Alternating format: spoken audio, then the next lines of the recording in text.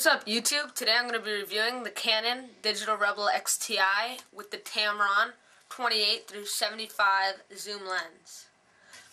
In this review, I'm going to be talking about the good features, the bad features. First off, we'll talk about the size of it. As you can see, it's not huge like other cameras are. Many people complain that the extended battery grip is a great purchase because some people like to have their whole hand, and for me, this last finger doesn't go on unless I really squish it on there. So if you have big hands, I would highly recommend the extended battery grip. Fits on down here, and I think it's around $150, but it does a great help. And it also holds 2 batteries, so it's twice as long, and it can run on AA's, and you can shoot vertically and horizontally. Another thing about this camera is that it has something called dust vibration. And what this is basically is when you're changing your lenses, when you're taking the lens off like this, you take it off, dust can get in there. And when dust gets in, it ruins your photos. Maybe you're taking a picture of a sky and you find that it looks great on the screen, but then when you get to the computer, look at it 100%, there's all kinds of little dust particles, and that's not good. So what this does, without you even knowing, is it vibrates inside. I think it's called ultrasonic, like this, and it just vibrates all the dust off.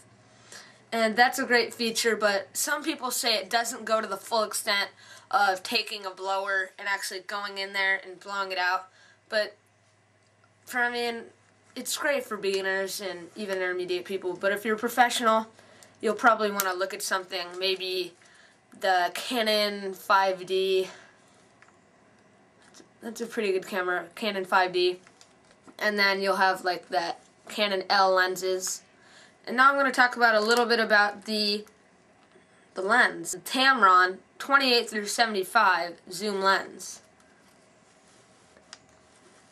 This lens has 2.8 aperture, which means it can shoot in low light and it won't be as noisy, and it'll appear brighter, which is very good. And also, the 28, pretty low number, and that means that it's a wider angle because it seems like you're back farther and it can capture more.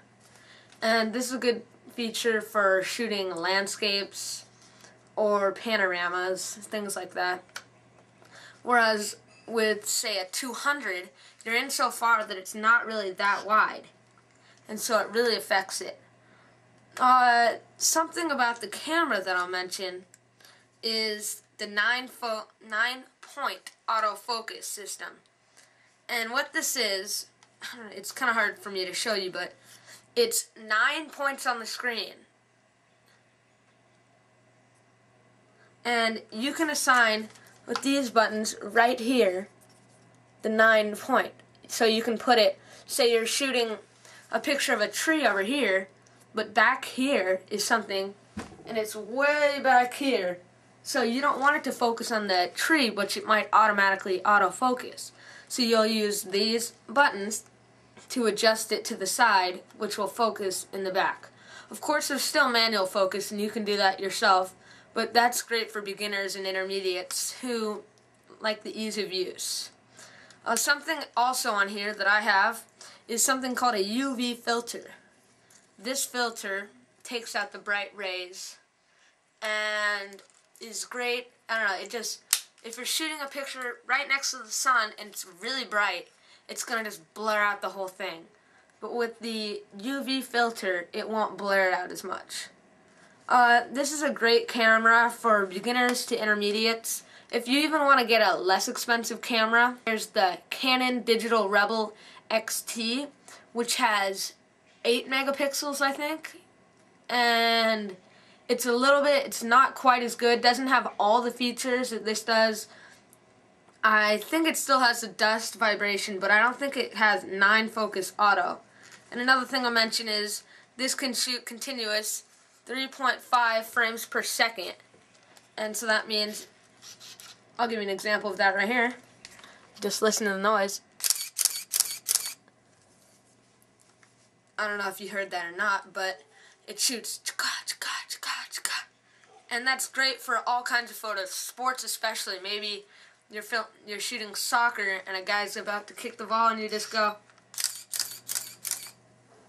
And I don't know, I use that a lot when I'm shooting sports. I bought this camera at B&H Photo, mainly because I have a few friends who've ordered from there and had great luck. And I ordered from there and had great luck. I really like their customer service. One thing that did happen was they forgot to put in the second piece of the invoice, so I simply talked to them online using the IM feature on their website, and she sent me the PDF of the second page of the invoice. And I just went back, printed it, and it was as if they had sent it to me. It's very great. If you want me to be more specific with anything on this camera, such as the Tamron 28-75 2.8 aperture macro lens, email me if you want to know more about the Canon Digital Rebel or say some of the features or problems that you're having and how to fix it. Email me. And also if you just want to know more about more accessories or something that I use along, well, just real quick I'll show you one. The camera bag that I use for this is the Tamron Expedition 3. Very great, has lots of room inside for other stuff. I don't know, I just went on a plane ride and I took it and I had my iPod in there, had a book, and I had a little bit of food for the plane, and it suited me perfect.